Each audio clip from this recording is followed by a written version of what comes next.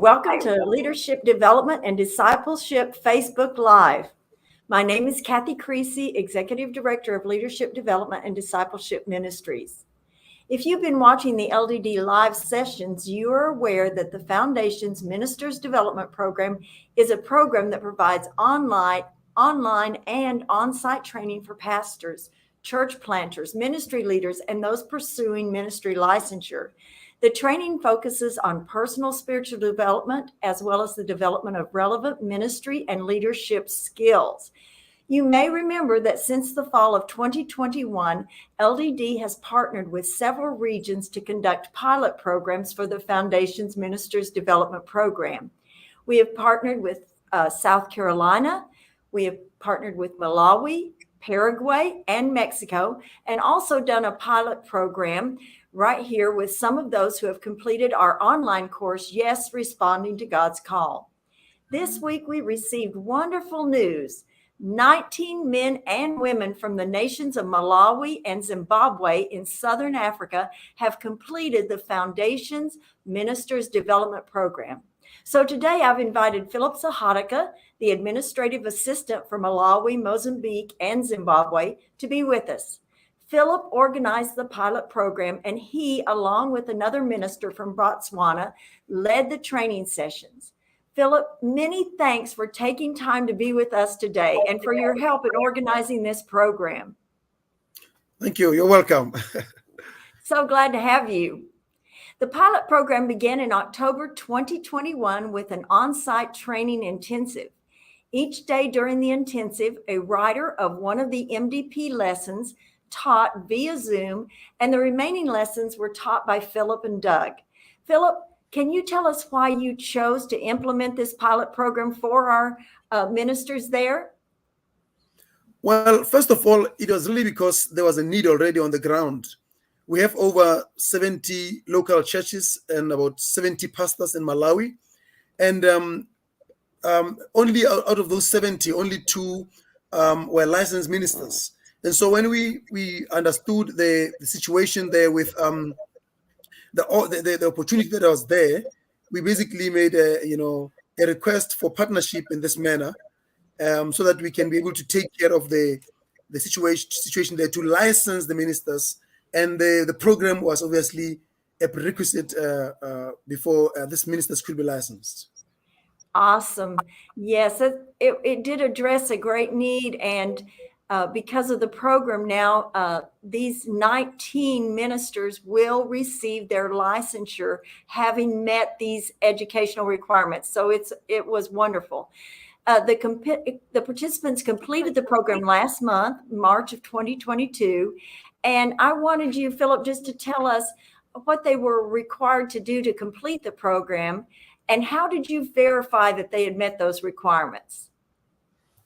Well, 3 things really. First of all, they needed to attend the classes in person, so that we are sure that they are following up on what is being taught, and also for interaction and questions. Right. And so naturally, then people had to be, the participants or the students had to be online, rather had to be, attend in person for that.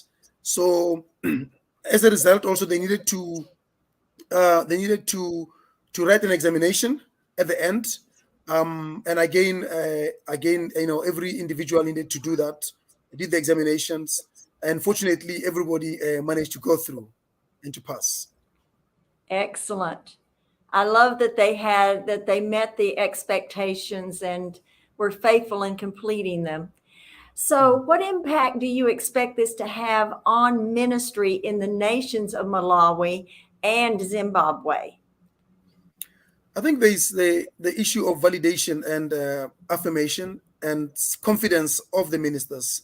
I mean, once they know that they've been, many of these pastors have been pastoring, some of them even 10 years or more, right. And yet they were not licensed, which was something that we had identified as a big problem that needed to be attended to, a deficiency that needed to be attended to.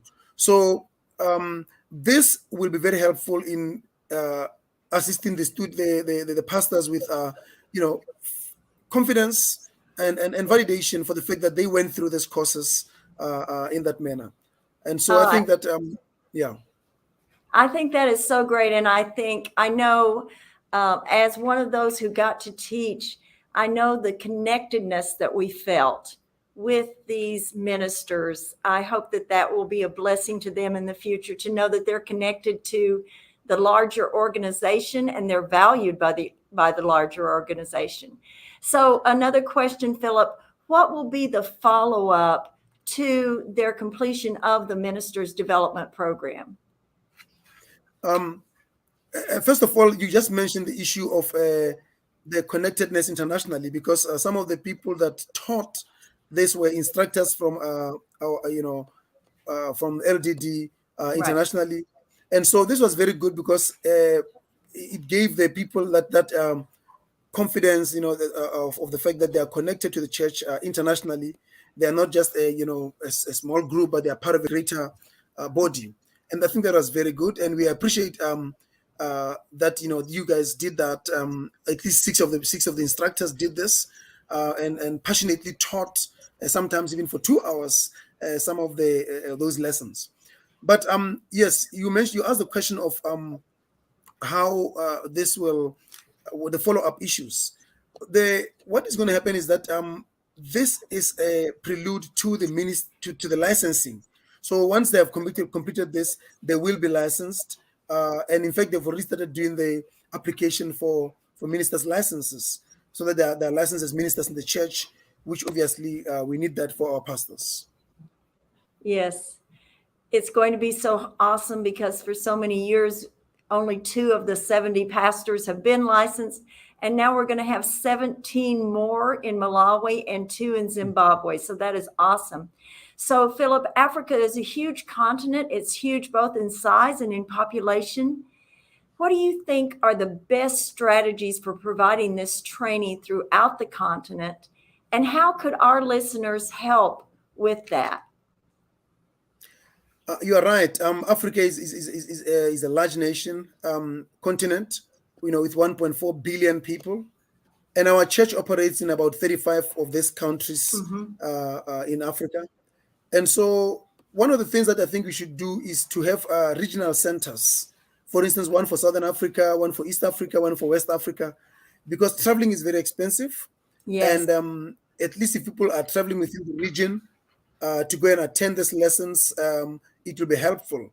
And one of the things I think we need very quickly, we need a trainer of trainers. We need many of our people in Africa, several of them trained to train people locally and regionally. And that is part of what we are hoping to be doing also in Malawi, where we would like to have some of those who are trained to be developed, at least 4 or so of them to be developed further, to be trainers, so that they can be able to train the remaining, 50, 54 or so of the other pastors that need to be trained. Yeah. Yeah. Excellent.